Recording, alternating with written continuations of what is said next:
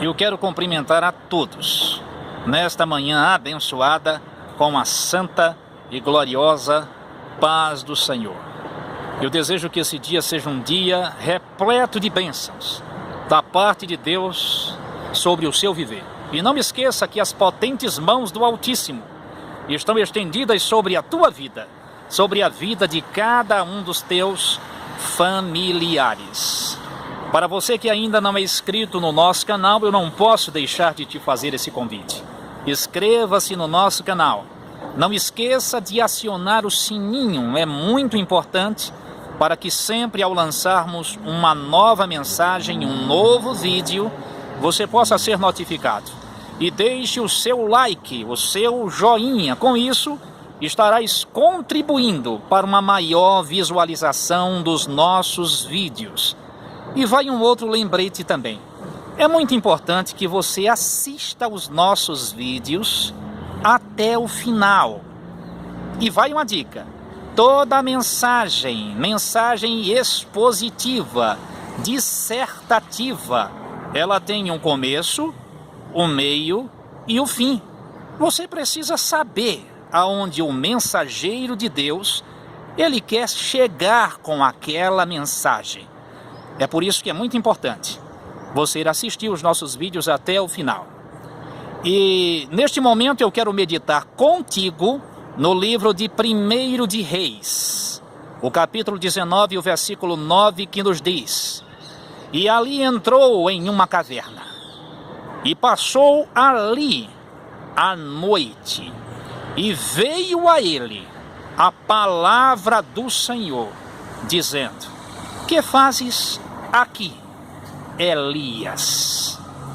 Nesse texto nós temos um dos maiores exemplos de um homem que foi assolado, escute, pela depressão no seu estado mais crítico.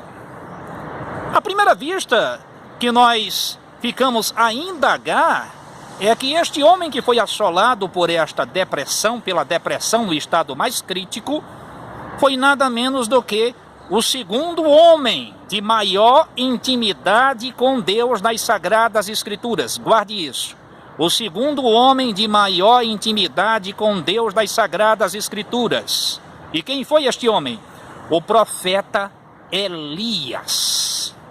Com isto nós entendemos de que todos nós, independente do que somos, independente do que temos, estamos sujeitos pela nossa estrutura física a quaisquer assolações sobre a nossa vida, a quaisquer dificuldades sobre o nosso viver. Eu quero te dizer que aquilo que tu estás passando, outros servos de Deus também passaram, foram assolados e estão sendo assolados.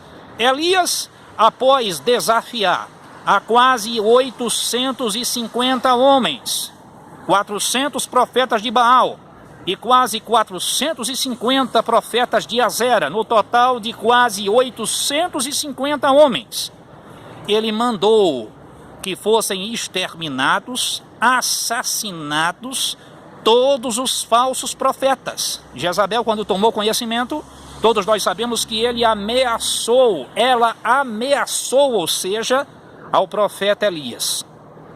Elias, quando tomou conhecimento das palavras de Jezabel, nos diz o texto sagrado que ele tomou uma atitude que ainda hoje por muitos é criticada. Ele fugiu. Mas como pode um homem ser usado por Deus tão poderosamente, anteriormente, fugir por conta de uma ameaça de uma mulher? Eu quero te dizer neste momento, isto é possível, porque nós somos seres humanos. Quantas vezes Deus não se utiliza da tua vida com tanto poder, com tanta autoridade, e no dia depois, em um dia depois, posterior, você sente uma fraqueza, você sente um vazio, você se levanta pela manhã e parece que nem crente é, nem salvo é. Mas isto é possível por conta da tua estrutura. Mas eu quero te dizer que tu serves a um Deus que te entende. Elias, ao tomar a atitude de fugir, não foi um ato de covardia, porque Deus conhecia o seu histórico, o seu currículo espiritual, independente daquilo que tu estás passando. Deus conhece o teu currículo espiritual. Ele conhece a tua vida. Ele sabe que é um momento, é uma fase que tu estás enfrentando. Nos diz o texto sagrado que a primeira atitude que ele tomou foi fugir. E fugir para onde? Para o deserto. Às vezes dá vontade de fugir. Às vezes dá vontade de viajar para bem longe. Às vezes dá vontade de largar tudo. É aquilo que tu estás sentindo. Mas eu quero te dizer que tem refrigério da parte de Deus para a tua vida. Elias fugiu e o lugar que ele escolheu para fugir foi o deserto. Ele foi ao deserto, procurou uma árvore e nos diz o texto sagrado que ele se sentou debaixo daquela árvore. Depois ele se deitou. Em seguida, ele pediu em seu ânimo a morte. Ele pediu para partir da terra. Quantas vezes tu não tens pedido ao Senhor para partir desta terra? Mas eu quero te dizer, Deus tem negócio contigo na terra. Tu não irás partir agora. Tu só irás para o céu no tempo de Deus. Deus tem planos contigo para realizar sobre esta terra. E nada nem ninguém impedirá aquilo que Deus tem determinado para o teu viver. Ele se deitou, pediu em seu ânimo a morte. Nos diz o texto sagrado que ele dormiu, ele adormeceu. Mas Deus estava olhando para Elias, assim como Deus está olhando para você. Naquela hora Deus enviou um ser angelical com todo o cuidado, porque ele estava presenciando a fase em que Elias estava enfrentando. Deus está presenciando esta fase que tu estás passando nos mínimos detalhes. O seu olhar de misericórdia está ligado sobre o teu viver. Os olhares de Deus estão fitos sobre a tua vida. Ele está olhando para você. Deus enviou o seu anjo com comida, com água. Não me pergunte de onde veio aquele alimento. O que eu posso te dizer é que aquele alimento, além de ser um alimento material, também era um alimento sobrenatural. Algo de Deus. O anjo tocou do lado de Elias, mandou que ele se levantasse, ele comeu e bebeu, e nos diz o texto sagrado que ele tornou a dormir novamente. A depressão estava invadida no coração de Elias, enraigada no coração de Elias naquele momento. Mais uma vez Deus mandou o anjo, tocou em Elias, mandou ele se levantar, e disse para ele: Elias, levanta-te, porque muito comprido te é o caminho, Elias. Deus tem plano contigo, Elias. Deixa de tanta frustração, Elias. Deus é o teu amigo. Ele me enviou aqui para te socorrer nesta hora, Elias. Te levanta. Ele se levantou, nos diz o texto sagrado que com a força daquela comida, uma comida sobrenatural, ele caminhou por 40 dias e 40 noites. Até que ele entrou em uma caverna. E ali ele passou a noite. Deus poderia desistir de Elias. Deus poderia dizer para Elias: olha, Elias, eu não quero mais nada contigo não. Eu tenho outras pessoas para usar sobre a terra. Mas eu quero te dizer que Deus não descarta a ninguém com facilidade. Ele é aquele que insiste, ele é aquele que investe na minha e na tua vida. Da primeira vez, Deus mandou um anjo. Da segunda vez, outro anjo. Mas na terceira vez, Deus decidiu descer pessoalmente para repreender aquela depressão do coração de Elias. E às vezes, escute, às vezes o problema é tão sério que Deus desce pessoalmente. E Deus está descendo neste momento pessoalmente para tomar providência neste mal que está assolando a tua vida. Saia deste quarto, saia desta caverna, porque Deus tem plano contigo na terra. Ele tem plano contigo na terra. O Senhor desceu por meio de manifestações sobrenaturais, nós podemos ver a introdução da presença de Deus naquele momento.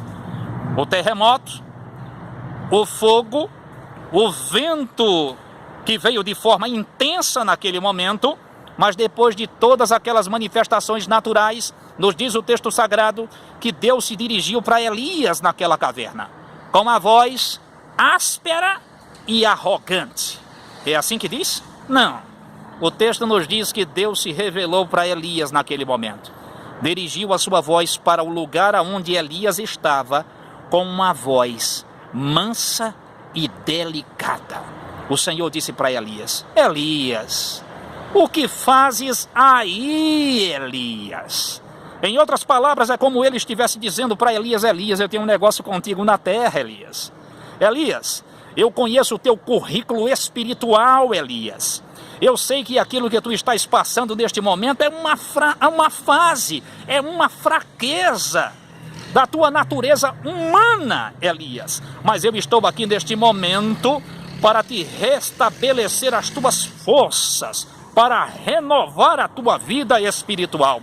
Receba o renovo espiritual da parte de Deus neste momento para a tua vida. Naquele momento o Senhor disse para Elias: Elias, sai daí, Elias. Sai desta caverna. Eu ainda tenho um plano contigo. Ainda tenho coisas que irei realizar, planos que irei realizar por meio da tua vida, Elias. E Elias saiu da caverna. Deus tem plano contigo. Ele não te quer na caverna.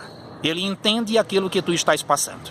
Porque tu serves, guarda esta palavra, a um Deus compreensivo, a um Deus que te entende. E o mesmo Deus que se dirigiu para Elias com esta palavra, com esta voz mansa e delicada, ele está se dirigindo para você neste momento e dizendo para você: o que fazes aí, meu filho? O que fazes aí, minha filha?